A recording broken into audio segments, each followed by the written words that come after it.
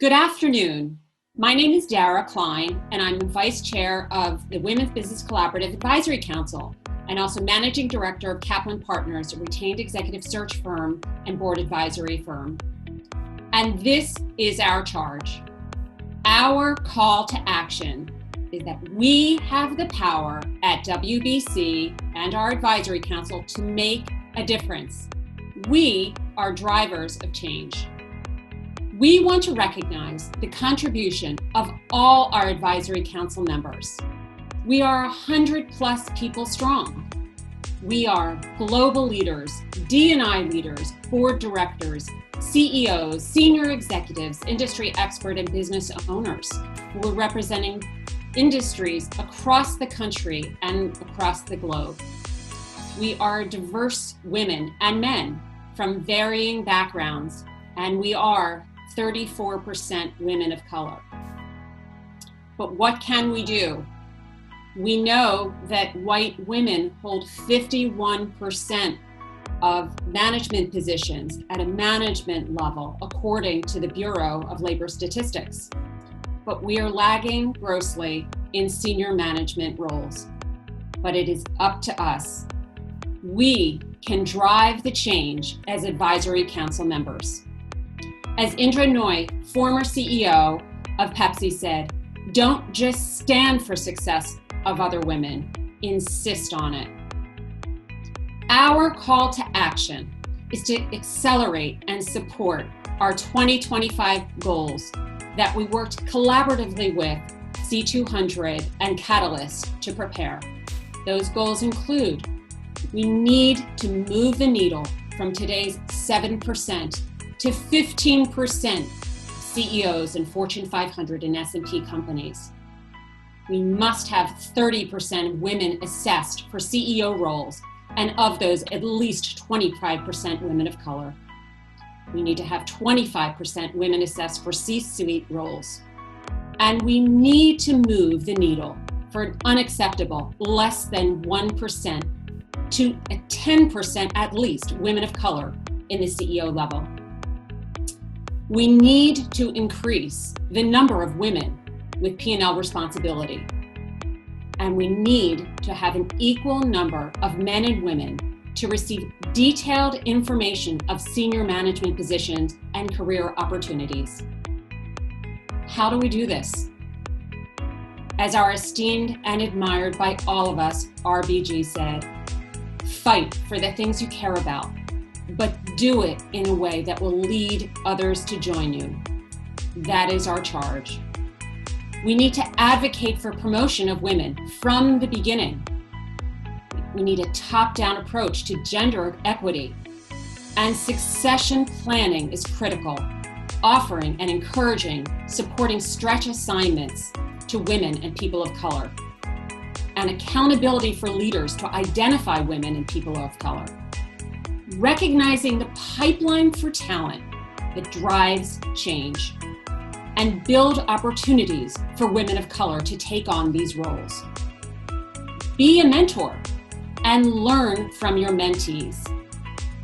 Be supportive and an advocate for each other.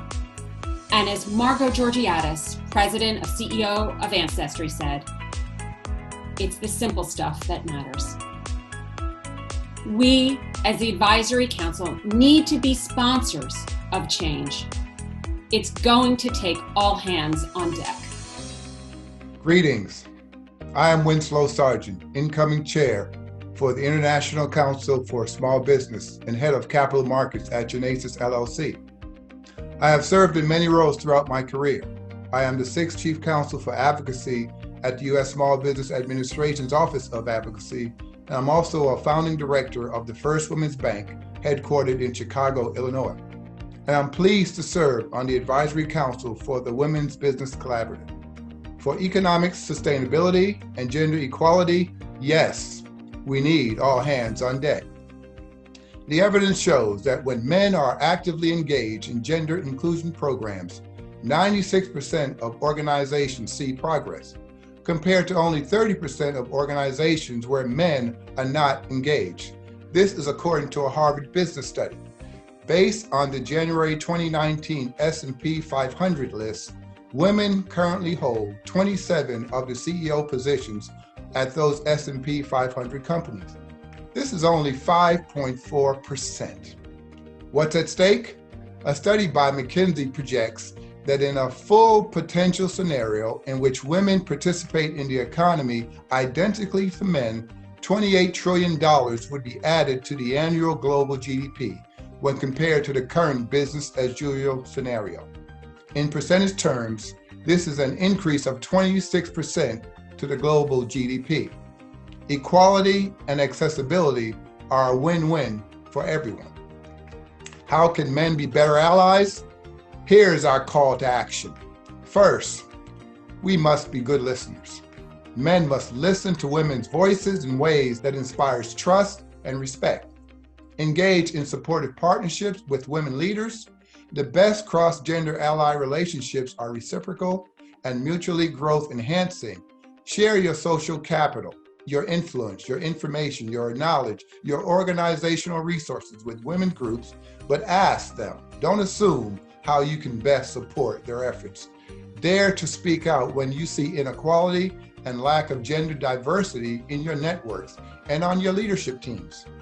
Part of being a male ally is about challenging microaggressions and going after other male leaders to inspire and enroll them in male allyship where they can lend their voices to others. Remember, it's not about us. Ask women business leaders how you can amplify their voices in ways to bring about gender and ethnic parity in the C-suite and access to capital for entrepreneurship, leadership and capital formation management, and in the boardroom. All hands on deck. Hi, my name is MonaLisa, and I am Vice Chair of the WBC Advisory Council. And I want to talk to you about our WBC Advisory Council and our movement for change.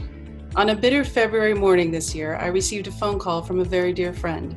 Ironically, I had only known her for a few months, but she had quickly become a constant on my speed dial. It was Melissa Peak, our esteemed Advisory Council Chair, who was concerned about the looming pandemic, as most of us were. She sounded extremely concerned as we had an upcoming WBC conference, and the schedules were quickly in flux given the state of the union. I want us to do something for our leaders, she said. What do you think about hosting virtual chats? As a former podcast host, I instantly jumped on the idea, knowing the power of connection of this medium. It seemed like a small ask. But as the weeks moved on, our schedules and priorities were overturned by the school closings and businesses shuttering. More importantly, we were deeply concerned on how the possible pandemic would decrease the pace of change. Since many women are primary caregivers to children and parents, we knew the challenge of women in our leadership ranks could be at risk. But rather than retreat, Melissa challenged each of us to not lose hope, but push forward aggressively with our focus. And in her March 25th email to her council, she pleaded to us, "Together we stand, and together we will accelerate the pace to equal." And in the course of 2 very short weeks, we launched the very first WBC chat, Unconditional Leadership, with myself, Melissa, and Dara, Klein. 6 months later, the WBC chats have flourished to become a staple for connecting, collaborating, aggregating our collective resources, and celebrating our women in leadership. But what's most important is this movement was created with one small idea in a time of crisis and a commitment to change. The WBC chats created new connections across leaders, organizations, and industries. Each chat created a new opportunity with new leaders to talk to and share their knowledge, and opening our collective consciousness to the number of women that need a voice, a platform, a support network. And that is the story of where we are today at WBC and where we will go tomorrow. Like the idea of chats, one idea created a movement for connecting with more allies and advocates like our cause. And as you have heard over the course of the last day, more movements have been created as we connect with more talented leaders and organizations. In fact, in less than 1 year, the WBC Advisory Council has grown from 33 to 100 leaders, and most of this growth has occurred during the pandemic. However, this idea is not new to our founder, Edie Frazier, who was one of the brilliant minds tapped by author Franz Johansson in his famous book, The Medici Effect. In that groundbreaking book, the author states that the Medici family created the Renaissance by aggregating the top talent in science, philosophy, art, and religion to work alongside each other in the city of Florence. From this constant interaction with each other, philosophers learn from scientists, scientists learn from artists, and artists learn from both scientists and philosophers.